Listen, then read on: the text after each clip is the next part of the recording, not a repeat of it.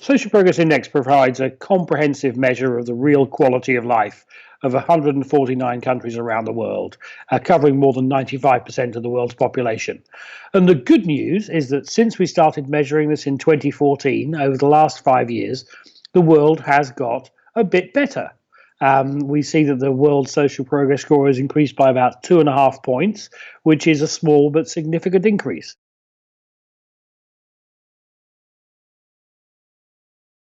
Yeah, I think what we see for the world as a whole is the way that progress is also patchy. So we see where the world is making the fastest progress is on things like access to information because of the spread of mobile phones, the growing higher education sector with a rising global middle class. What we then also see is there are areas like water and sanitation, where the world is making some steady progress, but it really should be a lot faster. And actually, my view is that for the SDGs, the biggest opportunity for accelerating progress on the SDGs actually is in water and sanitation. So there's a real opportunity there. But then what we also see is there are some areas of risks where the world is really stagnating. And so there's a couple of areas. One is on education. What we see in education is that there's been a big growth in school enrollment rates around the world, but quality is holding us back. So the solution is needed around the quality of education. Second area where we see the world stagnating is around inclusion. So this is about whether we are tolerant and inclusive societies. And there the world is really stagnating. And I think we see this in countries rich and poor alike, that building inclusive societies is proving to be a hard challenge.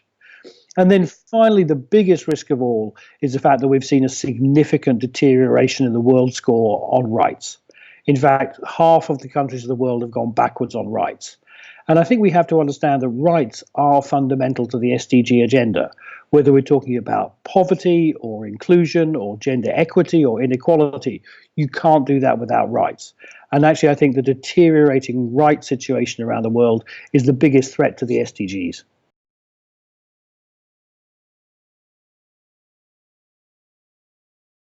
Social progress is broadly associated with economic growth. So countries with higher GDP per capita tend to have higher social progress. Norway is our top ranked country, South Sudan is our lowest ranked country.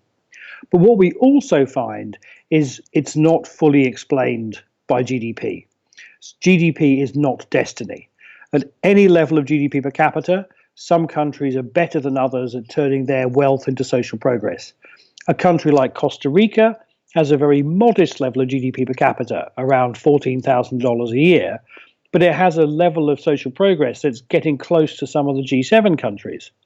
On the other hand, we see countries with very high GDP like the United States, which actually is only coming in at 26th in the world. So the real message is, yes, economic growth is a good idea, but it's not the whole story. If you have a plan for your society that's based just on economic growth, your plan is incomplete. I also say there's a win-win here, is that there's not an opposition between economic growth and social progress. They go hand in hand. Indeed, social progress is a critical foundation of long-term economic success. If you don't have social progress, you're undermining your future economic base. So it's not about choosing one or the other. The two work together very powerfully. And I think getting a sense of that, I think there are leaders in business now who really get that.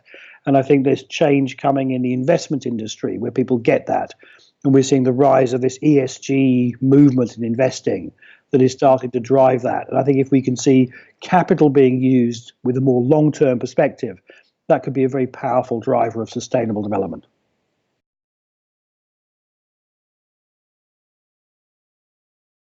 Yeah, so Social Progress Index essentially is measuring the same concepts as the Sustainable Development Goals. So we can use it as a way of tracking progress against the SDGs.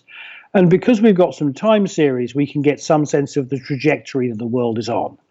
And so what we find is that the world has been making some progress over the last few years, but it's not fast enough to achieve the ambition of the SDGs.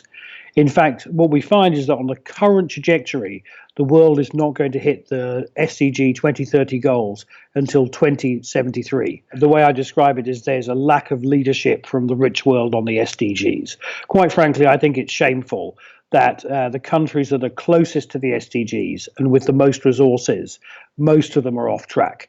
The United States is off track because it's going backwards, but actually so's my country, the United Kingdom, and a host of other rich countries. So it really feels that one of the problems we have with the SDGs is the rich world hasn't taken them seriously yet. The rich world is used to these UN targets being for someone else, not for themselves. So that's kind of problem number one. I think what we also see is that some of the poorer countries are improving really quickly.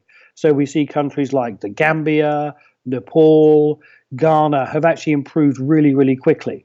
And so there is some really good news in our data, which is that rapid progress is possible.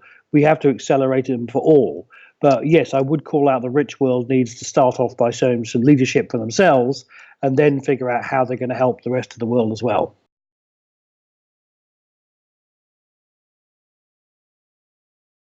And I think as I go around the world now, everyone recognizes that we're in a phase where we are beyond GDP. That's both in government and in business.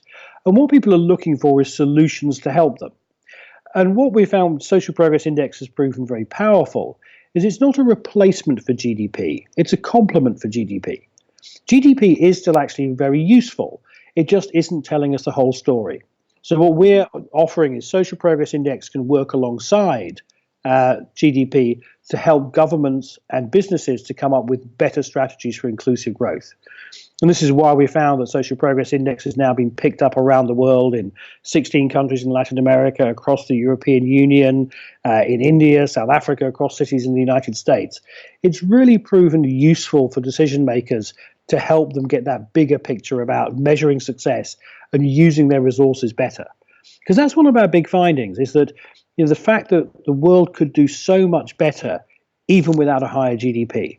If we used our resources better, there's a huge step change possible in human progress if only we used our resources better. And I'm an optimist in a way, because from my time working in government doing other things, what I see is that we could make incredible progress if we just stopped doing stupid things. Well, there were so many problems that are already solved around the world. And this is what I said: water and sanitation. Really, we should be able to deliver water and sanitation to everyone. Countries with relatively modest GDPs have solved this problem. It's just a challenge of scaling this everywhere. That is a solved problem we need to scale. That's it. There are other harder problems, climate change, human rights, etc., which are more difficult. But there's certainly a huge amount of progress we could make just by scaling solutions that already exist. And that's doable if we've got the will, if we are willing to challenge our leaders and the leaders are willing to step up.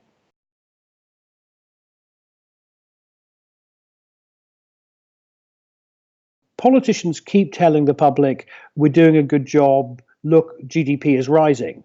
And the public are saying that's not good enough. And so I think the rise of populism is a signal about the fact that the old paradigm of just economic growth alone, is not working. I mean, we look at the moment in a country like Chile, where there's been all these protests. Chile's been doing fine economically, but if we look at the social progress data, Chile's actually been pretty stagnant over the last 5 years. I think people want something more, and the old argument of its economic growth and everything is fine isn't working.